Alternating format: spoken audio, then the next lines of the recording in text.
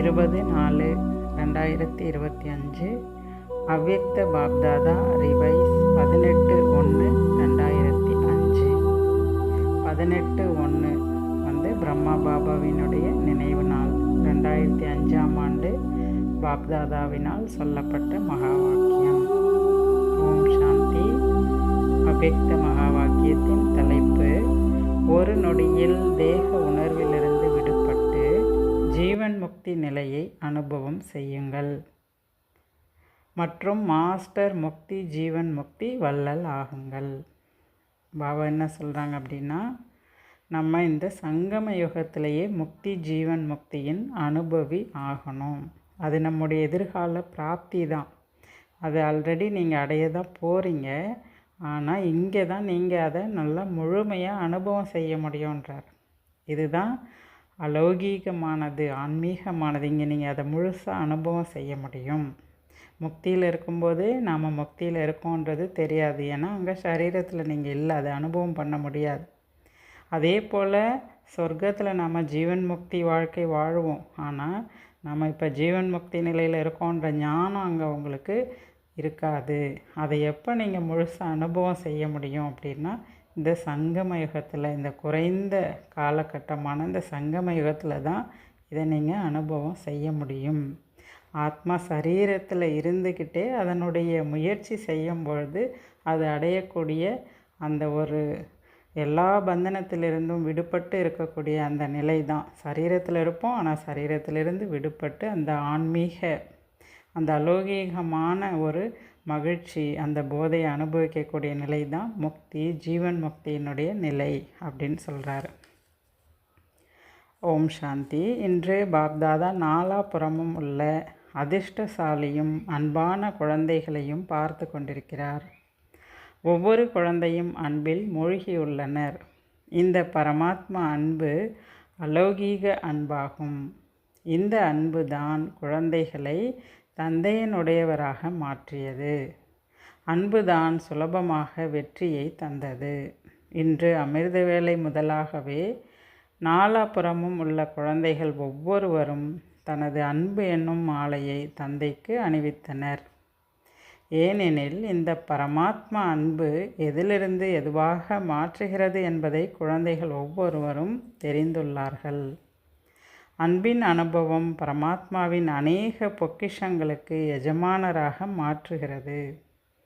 பரமாத்மாவின் அனைத்து பொக்கிஷங்களுக்குமான பொற்சாவியை அனைத்து குழந்தைகளுமே பாபா கொடுத்துட்டார். அந்த பொற்சாவி எது? அந்த பொற்சாவி தான் மேரா பாபா. பொற்சாவி அப்படின்னா தங்க சாவி. அது எது அப்படின்னா மேரா பாபா, என்னுடைய பாபா. அதுதான் அந்த தங்க சாவி. அந்த சாவி தான் அனைத்து பொக்கிஷங்களையும் திறக்கக்கூடிய சாவி. எப்போ நீங்கள் என்னுடைய பாபா அப்படின்னு நீங்கள் சொல்கிறீங்களோ, ஏற்றுக்கிட்டீங்களோ, அப்போ அனைத்து பொக்கிஷங்களுக்கும் அதிகாரி ஆயிட்டீங்கன்னு அர்த்தம் அப்படின்றார். அனைத்து பிராப்திகளின் அதிகாரத்தால் நீங்கள் முழுமையடைந்துள்ளீர்கள். சர்வ சக்திகளால் சக்திசாலி ஆகியுள்ளீர்கள். மாஸ்டர் சர்வ சக்திவான் ஆத்மாக்களாக ஆகிவிட்டீர்கள். அத்தகைய முழுமையான ஆத்மாக்களின் உள்ளத்திலிருந்து எழும் பாடல் என்ன தெரியுமா? பிராமணர்களான உங்களது பொக்கிஷத்தில் இல்லை என்ற பொருளே இல்லை. அவ்வளவும் பாபா உங்களுக்குள்ள முழுமையாக நிறைச்சிட்றான்றார். முழுமை அடைஞ்சிட்றீங்க. சக்திகளில், குணங்களில், எல்லாத்துலேயுமே நிறைஞ்சிட்றீங்க. சமான நிலையை அடைஞ்சிருவீங்க அப்படின்றார். அப்போ உங்களுடைய பிராமண வாழ்க்கையில் எதுவுமே இல்லைங்கிறதுக்கு இல்லை. எல்லா பொக்கிஷங்களும் நிறைந்தவராக, எல்லா பொக்கிஷங்களுக்கும் அதிகாரியாக ஆயிடுறீங்க.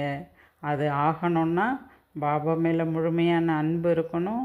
மேரா பாபா, என்னுடைய பாபான்னு சொல்லும்போது அந்த அனைத்து பொக்கிஷங்களும் உங்களுக்கு அதிகாரி, அந்த பொக்கிஷங்களுக்கு நீங்கள் அதிகாரி ஆகிடுவீங்க அப்படின்றார். இன்றைய நாள் நினைவு நாளாக கொண்டாடப்படுகிறது. பிரம்மா பாபாவினுடைய நினைவு நாள். இன்று குழந்தைகள் அனைவருக்கும் முக்கியமாக ஆதிதேவ் பிரம்மா பாபாவின் நினைவு வருகின்றது. 18 ஜனவரி என்றாலே ஒரு மாத காலத்திற்கு முன்பு என்ன பண்ணுவாங்க? தபஸ்யா மாதம். அது எல்லாருமே நல்ல முயற்சி செய்ய ஆரம்பிச்சிருவாங்க. பாபா அதிகமாக நினைவு செய்வாங்க. பிரம்மா பாபா பிராமண குழந்தைகளாகிய உங்களை பார்த்து மகிழ்ச்சி அடைகிறார். ஏனென்றால் பிராமண குழந்தை ஒவ்வொருவரும் கோடியில் ஒருவரான பாக்கியவான் குழந்தைகள். ஆக உங்களை பார்த்து மகிழ்ச்சி அடைகிறாரு. பாப்தாதா ஒவ்வொரு குழந்தையின் நெற்றியிலும் மின்னுகின்ற பாக்கிய நட்சத்திரத்தை பார்த்து மகிழ்கின்றார். இன்றைய நினைவு நாளில் முக்கியமாக பாப்தாதா உலக சேவைக்கான பொறுப்பு கிரீடத்தை குழந்தைகளிடம் அர்ப்பணம் செய்துள்ளார். ஏன்னா பிரம்மா பாபா மூலமாக அந்த காரியம் நடந்துட்டு இருந்தது. இப்போ பிரம்மா பாபா அவ்வியக்தமானதுனால அந்த பொறுப்பு குழந்தைகளிடம் அர்ப்பணம் செய்யப்பட்டது. ஆகவே இந்த நினைவு நாள் குழந்தைகளுக்கான உங்களுக்கு ராஜதிலகம் அணிவித்த நன்னாள் அப்படின்னு வச்சுக்கலான்றார். முக்கியமாக மானுடலில் இருக்கும்போதே வில்பவர் அனைத்தையும் உயில் செய்த நன்னாள் அப்படின்றார். அவர் அனைத்து பவர் சக்தி எல்லாத்தையுமே குழந்தைகள்கிட்ட கொடுத்துட்டார். அதாவது இந்த இயக்கத்தை ரன் பண்ணக்கூடிய அந்த வில் பவர் குழந்தை தாதிகிட்ட ஒப்படைச்சிட்டார். தந்தையைப் போல பிள்ளை என்னும் சொல்லை நடைமுறையில் செயல்படுத்திய நன்னாள் கூட இந்த அவ்வியக்தம் 18 ஜனவரி நாள் அப்படின்றார். பாப்தாதா குழந்தைகளின் நிமித்த பாவனையுடன் தன்னலமில்லாத விஸ்வ சேவையை பார்த்து மகிழ்கின்றார். அந்த கருவி என்ற அந்த மனப்பான்மையோட தன்னலமில்லாத சேவை செய்யக்கூடிய குழந்தைகளை பார்த்து மகிழ்ச்சி அடைகிறார். பாப்தாதா செய்விப்பவர். செய்யும் குழந்தைகளின் ஒவ்வொரு அடியையும் பாப்தாதா பார்த்து மகிழ்கின்றார். ஏனெனில் சேவையின் வெற்றிக்கு முக்கிய ஆதாரமே செய்விப்பவர் பாபா. செய்யும் ஆத்மா என் மூலமாக செய்ய வைக்கின்றார் என்பதாகும். அதாவது செய்பவர் செய்விப்பவர் எல்லாமே பாபா இந்த கருவி மூலமாக செய்கிறாரு அப்படின்ற ஒரு பாவனை இருக்கணுன்றார். நான் ஆத்மா நிமித்தமாக இருக்கின்றேன். ஏனெனில் இந்த கருவி எனும் உணர்வு தான் பணிவு நிலையை கொண்டு வரும். தேக உணர்வில் கொண்டு வரும் நான் எனும் அகந்தையை பணிவு எனும் உணர்வு ஈஸியாகவே அழிச்சிடும் அப்படின்றார். ஆகையினால அந்த தேக உணர்வினுடைய நான் அப்படிங்கிறது வரக்கூடாது. அப்போ ஆத்ம உணர்வில் இருக்கும்போது நான்கிறது எதை குறிக்கும்னா அது நிமித்த பாவனையை கொண்டு வரும் அப்படின்றார். இந்த பிராமண வாழ்வில் மிகப்பெரிய தடையை உருவாக்குவது எது அப்படின்னா இந்த தேக உணர்வினுடைய நான் அப்படிங்கிறார். ஆக அதை நீக்கணும். செய்பவர் செய்ய வைக்கின்றார். நான் நிமித்தமாகி கருவியாக செய்கின்றேன் எனும்போது சுலபமாகவே தேக அபிமானம் முடிவடைந்துவிடும். அது முடிவடைந்து ஜீவன் முக்தி எனும் ஆனந்தத்தை அனுபவம் செய்விக்கும். நாளை ஜீவன் முக்தியின் பிராப்தியோ உங்களுக்கு கிடைக்க தான் போகுது. ஆனால் இப்போதைய சங்கம யுகத்தின் ஜீவன் முக்தியின் அலௌகீக ஆனந்தம் முற்றிலும் அலௌகீகமாக இருக்கும். இதை தான் இப்போ நீங்கள் அனுபவம் செய்யணும். ஏன்னா இதன் மூலமாக தான் முழு உலகிலும் உள்ள ஆத்மாக்களுக்கு நீங்கள் மாஸ்டர் முக்தி ஜீவன் முக்தியின் வள்ளலாக ஆகணும். அவங்களும் இது போல் அனுபவத்தை செய்யணும். உங்களுடைய சம்பந்தம் தொடர்பில் வரக்கூடியவர்கள் அந்த ஒரு நொடி முக்தி ஜீவன் முக்தியினுடைய அனுபவி ஆகணும். அப்படின்னா நீங்கள் அந்த அளவுக்கு இப்போ ஜீவன் முக்தி நிலையை அனுபவம் செய்யக்கூடியவர்களாக இருக்கணும் அப்படின்றார். அப்போ எப்போ உங்களால் ஜீவன் முக்தி நிலையில் இருக்க முடியும் அப்படின்னா இது போல் அநேக பந்தனங்களிலிருந்து விடுபட்டு இருக்கும்போது இந்த தேக அபிமானத்தின் நான் என்பதிலிருந்துலாம் நீங்கள் விடுபட்டு இருக்கும்போது நீங்கள் ஜீவன் முக்தி ஸ்டேஜில் இருப்பீங்க. அப்போ உங்கள் மூலமாக மற்றவர்களும் அதை அனுபவம் செய்வாங்க அப்படின்றார். கர்மம் செய்த போதும் கர்ம பந்தனத்திலிருந்து விடுபட்ட நிலையில் பிரம்மா பாபாவை பார்த்துருக்கீங்க. வாழ்வில் இருந்த போதும் தாமரை மலர் போன்று அன்பாகவும் விலகியும் இருந்தார். பிரம்மா பாபாவுக்கு எவ்வளோ பெரிய பொறுப்பு, எவ்வளோ பெரிய குடும்பத்தினுடைய பொறுப்பு இருந்துச்சு, வாழ்வினுடைய பொறுப்பு இருந்துச்சு, யோகியாக மாற்றுவதற்கான பொறுப்பு இருந்தது, பரிஸ்தாவில் இருந்து தேவதையாக மாற்றுவதற்கான பொறுப்பு இருந்துச்சு. ஆனாலும் பிரம்மா பாபா எப்படி இருந்தார்? கவலையே இல்லாமல் இருந்தார். ஏன்னா எல்லாமே செய்பவர் செய்விப்பவர் சிவபாபா. நான் ஒரு கருவி. இத்தனை பொறுப்பு இருந்தாலும் இதெல்லாம் நான் செய்யலை, எல்லாமே பாபா தான் செய்கிறார் அப்படின்னு அவர் அதிலிருந்து விடுபட்டு இருந்தார். சுமையற்றவராக இருந்தார். நான் தான் செய்கிறேன்றது கிடையாது. எல்லா பொறுப்பும் என் மேலே இருக்குதேன்ற ஒரு உணர்வு இல்லை. அப்படி எல்லாத்திலிருந்தும் அவர் விடுபட்டு செஞ்சார். இதனை தான் ஜீவன் முக்தி நிலை என்று கூறப்படுகிறது.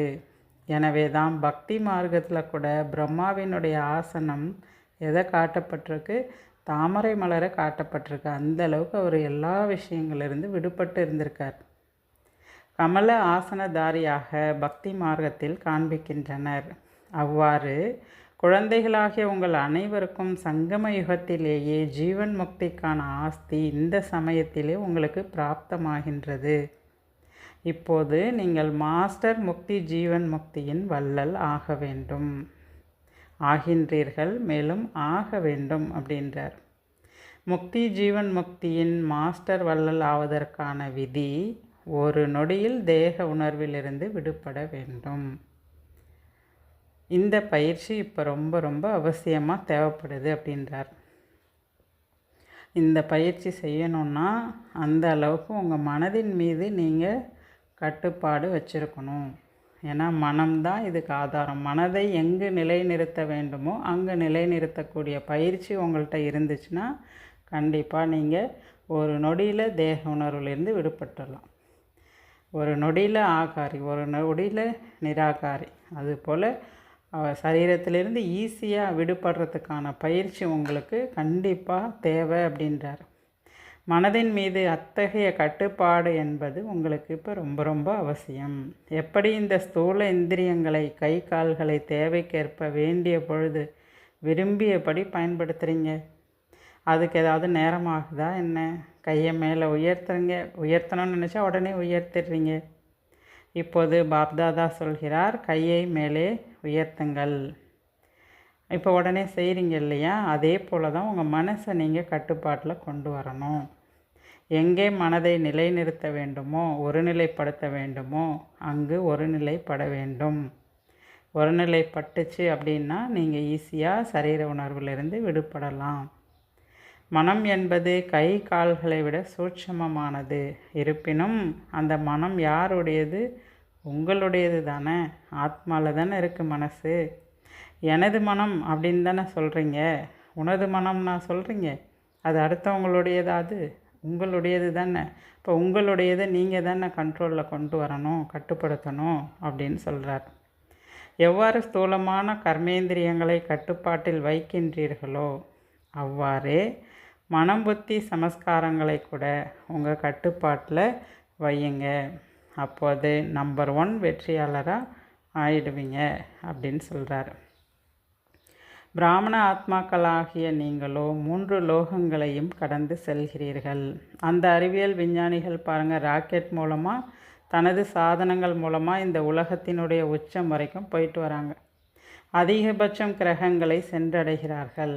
ஆனால் நீங்கள் ஒரு நொடியில் 3 லோகத்துக்கும் போயிட்டு வரலாம் அப்படின்றார். சூட்சும லோகம், நிராகாரி ஆத்மலோகம் மற்றும் மதுபன் வரைக்கும் நீங்கள் போயிட்டு வரலாம் அப்படின்றார். இப்போ நீங்கள் உங்கள் மனதுக்கு கட்டளை கொடுக்குறீங்க, மனம் என்ன பண்ணுது? அந்தந்த இடத்துல ஒரு நொடியில் உங்களை கொண்டு சேர்க்குது அப்படின்றார். சூட்சுமவதனம், நிராகாரி ஆத்மலோகம், மதுபன் அப்படின்னு சொல்கிறீங்கன்னா டக்குன்னு என்ன ஆகுது? மனம் அங்கே போய் நம்மளை சேர்க்குது. மனம் அந்த இடத்துல நம்மளை நிலை நிறுத்துது. ஆக இப்போ உங்களுடைய பயிற்சி எப்படி இருக்கணும்னா, எவ்வளோ நேரம் அந்த ஒருமுக நிலையில் ஆடாமல் அசையாமல் இருக்குது அப்படிங்கிறதுல கவனம் கொடுங்க. அல்லது நம்மளுடைய மனம் அங்கே ஈடுபடலை அப்படின்னா நம்மளால் இந்த தேக உலகத்திலிருந்தும் தேக பந்தனத்திலிருந்தும் உணர்விலிருந்தும் நம்மளால் விடுபட முடியாது. இந்த பயிற்சி தான் இப்போ ரொம்ப ரொம்ப வேணுன்றார். மனதை ஒருமுகப்படுத்தக்கூடிய சக்தி இருந்தால் தான் உங்களால் ஒரு நொடியில் தேக உணர்விலிருந்து விடுபட முடியும், ஜீவன் முக்தி நிலையின் அனுபவியாக முடியும், மற்றவர்களை அனுபவம் செய்ய வைக்க முடியும். ஒரு நொடியில் அந்த சாந்தியை உங்ககிட்ட ஆத்மாக்கள் அனுபவம் செய்யணும்.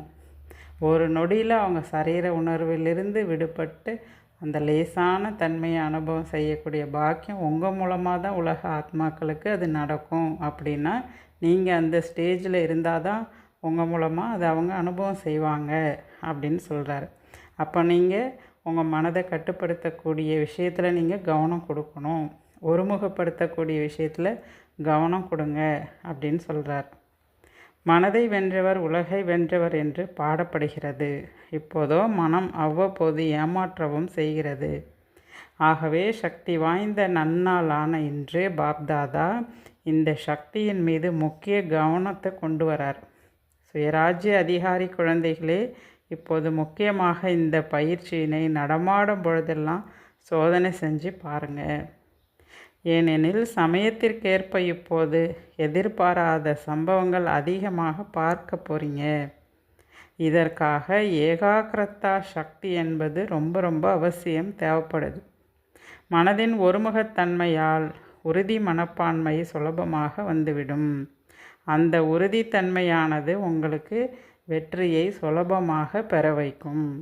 ஆகவே முக்கியமாக சக்தி வாய்ந்த நன்னாளான இன்று இந்த சக்தியின் பயிற்சியில் முக்கிய கவனம் கொடுங்க. எனவே தான் பக்தி மார்க்கத்தில் கூட மனதால் தோற்றவர் தோற்று போனவர், மனதால் வென்றவர் வெற்றி அடைந்தவர் அப்படின்னு கூட சொல்லுவாங்களாம். அதனால் இந்த சக்திகள் என்னும் கடிவாளத்தால் நீங்கள் வெற்றி அடையுங்க. இந்த புத்தாண்டில் உங்களுடைய ஹோம்ஒர்க்கு இதுதான். இது மேலே நீங்கள் கவனம் கொடுங்க. என்ன ஹோம்ஒர்க்கு? மனதை ஒருமுகப்படுத்தக்கூடிய தன்மையில் கொண்டு வாங்க. எவ்வளோ நேரம் உங்களால் ஒருமுகப்பட முடியுது, ஆடாமல் அசையாமல் இருக்க முடியுது, எங்கே நிலைநிறுத்தணுமோ அங்கே மனசு நிலைநிறுத்தி இருக்க முடியுதா அப்படின்றத பாருங்கள். நீங்கள்லாம் யோகிகள் தானே, அப்போ யோகா பண்ணுங்கள், மேலும் பிரயோகியாகவும் ஆகுங்கள் அப்படின்னு சொல்கிறாரு. மேலும் இன்று அன்பான ஆன்மீக உரையாடலும் நடக்குது. இன்றைக்கி பிரம்மா பாபாவுடைய நினைவு நாளில் குழந்தைகள் என்னெல்லாம் செஞ்சாங்கன்னு சொல்கிறாரு. ஆன்மீக உரையாடலும் செஞ்சாங்க, அன்பான புகார்களும் வந்துச்சு. மேலும் பாபாவுக்கு சமமானவர் ஆவோம் என்ற ஊக்கம் உற்சாகம் நிறைந்த சொற்களும் வந்தது. இப்படி 3 விதமான ஆன்மீக உரையாடலும் பாப்தாதா கிட்ட வந்துச்சான். நாலாபுறமும் உள்ள குழந்தைகளின் அன்பு நிறைந்த நினைவுகளும் அளவில்லாத அன்பும் பாப்தாதாவை அடைந்தது அப்படின்னு பாப்தாதா சொல்கிறாங்க. பாப்தாதா குழந்தைகளின் அன்பையும் கூட ஏற்றுக்கிட்டாரு. பதிலுக்கு கைமாறாக அன்பு நினைவுகளையும் உளமார்ந்த வாழ்த்துக்களையும் கொடுத்தார். இப்போது பாப்தாதாவின் விருப்பம் என்ன அப்படின்னா, நீங்கள் அன்பிற்கு கைமாறாக தன்னை மாற்றி காட்டுங்கள். மேடையின் மீது தனது முழுமையான வடிவத்தை வெளிப்படுத்துங்கள். அதாவது சம்பூர்ண ஸ்டேஜுக்கு வாங்க, உங்களுடைய முழுமை நிலையை வெளிப்படுத்துங்க அப்படின்றார். ஏன்னா உங்களுடைய சம்பூர்ண தன்மையால் மட்டும்தான் துக்கம் அசாந்தியெல்லாம் முற்றிலும் அழிந்து போகும். இனி தங்களுடைய சகோதர சகோதரிகளை அதிகம் துயரம் பார்க்க விடாதீர்கள். அவங்க எல்லாரும் யார்? உங்களுடையவர்கள், நம்முடையவர்னு பாருங்கள். நம்முடைய சகோதர ஆத்மாக்கள் இந்த பூமியில் எவ்வளோ துக்கம் அசாந்தியில் இருக்காங்க, அவங்கள அது போல் கஷ்டப்பட விடாதீங்க அப்படின்னு சொல்கிறார். இந்த துக்கம் அசாந்தியிலிருந்து நீங்கள் தான் அவர்களை விடுவிக்க வேண்டும். அவங்கெல்லாம் எப்படி இருக்காங்கன்னா, மிகவும் பயந்து இருக்கிறார்கள். என்ன செய்வது, என்ன ஆகுமோ அப்படின்னு சொல்லி இந்த இருளில் அல்லல் பட்டு கொண்டிருக்கிறார்கள். ஆத்மாக்களுக்கு இப்போது வெளிச்சமான பாதையை நீங்கள் தான் காட்டணும் அப்படின்றார். ஆகையினால் உலகத்தின் மீது உங்களுடைய பார்வையை வைங்க. வீட்டு பாடம் உங்களுக்கு நினைவு இருக்கா? மீண்டும் மீண்டும் ஞாபகப்படுத்துகிறேன், மறந்துடாதீங்க. என்ன அந்த வீட்டு பாடம்? மனதை ஒருமுக நிலையில் கொண்டு வரணும் அப்படின்றார். புரிஞ்சுதா அப்படின்னு கேட்குறார். அதை நடைமுறைப்படுத்தணும். பாண்டவர்கள் சக்திகள், நீங்கள் தான் அதை நடைமுறைப்படுத்தணும். அதுவும் சாவகாசமாக கிடையாது, தீவிர வேகத்தில் நீங்கள் நடைமுறைப்படுத்தணும் அப்படின்றார். அடுத்தது இரட்டை அயல்நாட்டினருக்காக பாப்தாதா சொல்கிறாங்க. பாப்தாதா சொல்கிறாரு, இரட்டை அயல்நாட்டவர் என்றாலே இரட்டை முயற்சியில் முன்னேறக்கூடியவர் அப்படின்னு அர்த்தம்ன்றார். இரட்டை அயல்நாட்டவர் முதலிடத்தை அடைய இரட்டை வேகத்தில் முன்னேறுவார்கள். ஒவ்வொரு குழுவிலும் பாப்தாதா இரட்டை அயல்நாட்டவரை பார்த்து மகிழ்ச்சி அடைவார். ஏனெனில் பாரதவாசிகள் உங்களை பார்த்து மகிழ்ச்சி அடைகிறாங்க. பாப்தாதாவும் விஸ்வ கல்யாணக்காரி எனும் டைட்டிலை பார்த்து மகிழ்ச்சி அடைகிறார். இப்போது இரட்டை அயல்நாட்டவர்கள் என்ன திட்டம் வச்சுருக்காங்க? பாப்தாதா மகிழ்கின்றார். ஆப்பிரிக்காவை சார்ந்தவங்க எல்லாமே தீவிர முயற்சியாளராக இருக்காங்க. அவ்வாறு நீங்களும் கூட அக்கம் பக்கம் உள்ள விடுபட்ட சகோதர சகோதரிகளுக்கு செய்தி கொடுங்க. செய்தி தருவதற்கு ஆர்வம் கூட வைக்கணும். யாருமே உங்களை புகார் சொல்லிடக்கூடாது. இவங்க எனக்கு மெசேஜ் கொடுக்கவே இல்லை அப்படின்னு உங்கள் மேலே யாருமே புகார் சொல்லக்கூடாது அப்படின்றார். தந்தையை திருப்தி செய்வதற்கான சாதனம் உண்மை உள்ளம் கண்டு தந்தை திருப்தி அடைவார். ஆக உண்மையான உள்ளம்தான் பாபாவுக்கு பிடிக்குன்றார். உண்மையான உள்ளம்தான் பாபாவிற்கு பிரியமாகின்றது. ஏனெனில் பாபாவை சத்தியமானவர் என்று சொல்கிறோம். உண்மையே கடவுள் அப்படின்னு கூட சொல்கிறாங்களாம். அதனால் பாப்தாதாவிற்கு கூட உண்மையான உள்ளம், தூய உள்ளம்தான் ரொம்ப பிரியமானதாக இருக்குது அப்படின்றார். அல்லது பாப்தாதா ஒரு நிமிடம் ட்ரில் சேவிக்கிறார். இப்போது ஒரு நொடியில் மனதை ஒருநிலைப்படுத்த வேண்டும். அனைவரும் ஒரு நொடியில் பிந்து நிலையை நிலைத்திருங்க. அந்த பிந்து நிலையில் நிலைத்திருங்க அப்படின்றார். இந்த பயிற்சியை நடமாடும் பொழுதெல்லாம் அப்பப்போ செஞ்சு பயிற்சி பண்ணுங்க அப்படின்னு சொல்கிறார். நல்லது. பாப்தாதா வரதானம் சொல்கிறாங்க. அனைவருக்கும் இலக்கை காண்பிக்க இரக்க மனமுள்ள தந்தையின் குழந்தை இரக்க மனமுள்ளவர் ஆகுங்கள். அனைவருக்கும் அவங்கவுங்களுடைய லட்சியத்தை நீங்கள் காண்பிக்கணுன்னா நீங்கள் இரக்க மனமுடைய தந்தையின் குழந்தை தானே, நீங்களும் இரக்க மனமுடைய ஆத்மாவாக ஆகுங்க அப்படின்னு சொல்கிறார். விளக்கம்: இரக்க மனமுள்ள தந்தையின் இரக்க மனம் நிறைந்த குழந்தைகள் ஏழ்மையாக யாரை பார்த்தாலும் இந்த ஆத்மாவுக்கு நல்ல வழி கிடைக்கட்டும், நன்மை நடக்க வேண்டும் அப்படின்னு நீங்கள் இரக்கம் வைக்கணும். அவரது தொடர்பில் வரும் அனைவருக்கும் அவசியம் தந்தையின் அறிமுகம் தருவார்கள். வீட்டிற்கு யாரேனும் வந்தால் முதலில் தண்ணி கொடுக்குறாங்க. மாறாக தரவில்லை எனில் தவறாக கருதப்படும். அதுபோல தான் தன்னுடைய தொடர்பில் வரும் அனைவருக்கும் தந்தையின் அறிமுகம் என்னும் தண்ணீர் கொடுத்துருங்க. அதாவது வள்ளலின் பிள்ளைகள் வள்ளலாகி ஏதாவது ஒன்று கொடுக்கணும். ஞானமோ குணமோ சக்தியோ ஏதாவது ஒன்று அவங்களுக்கு நீங்கள் கொடுக்கணும். அதன் மூலமாக அவங்களுக்கு நல்வழி கிடைக்கணும் அப்படின்னு சொல்கிறார். ஸ்லோகன்: யதார்த்தமான வைராகிய உள்ளுணர்வு என்பதன் எளிமையான அர்த்தம் எந்த அளவுக்கு விலகி இருப்போமோ அந்த அளவுக்கு அன்பாக இருத்தல் என்று அர்த்தம். அவ்யக்த இஷாரா சொல்கிறாரு. இணைந்த ரூபத்தின் நினைவால் சதா வெற்றியாளர் ஆகுங்கள். நானும் எனது தந்தையும் இதே நிலையில் இணைந்தே இருந்தால் மாயையினை வென்றவர் ஆவீர்கள். செய்பவர் செய்ய வைப்பவர். இந்த சொல்லில் தந்தையும் குழந்தையும் இணைந்தே உள்ளனர். கை குழந்தைகளுடையது, செயல் தந்தையினுடையது. கை கொடுப்பதற்கான பொன்னான வாய்ப்பு குழந்தைகளுக்கு மட்டும்தான் கிடைத்துள்ளது. ஆனால் செய்ய வைப்பவர் செய்து கொண்டிருக்கிறார் என்ற அனுபவமும் ஏற்படுகிறது. நிமித்தமான கருவியாக நம்மை வைத்து நடத்தி கொண்டிருக்கிறார். இந்த சப்தம்தான் எப்போதும் மனதிலிருந்து வெளிப்படுகிறது. ஆக இணைந்த ரூபத்தின் அனுபவி ஆகுங்க. என்னை பாபா பயன்படுத்துகிறார், என்னோடு இருக்கிறாரு, என் மூலமாக அவர் தான் எல்லாமே செய்கிறார். அப்படி ஒரு நிமித்த பாவனையோடு இருங்க அப்படின்னு சொல்கிறார். அப்படி இருந்தீங்கன்னா வெற்றியை சுலபமாக அடைய முடியும் அப்படின்னு சொல்கிறார். நல்லது. ஓம் சாந்தி.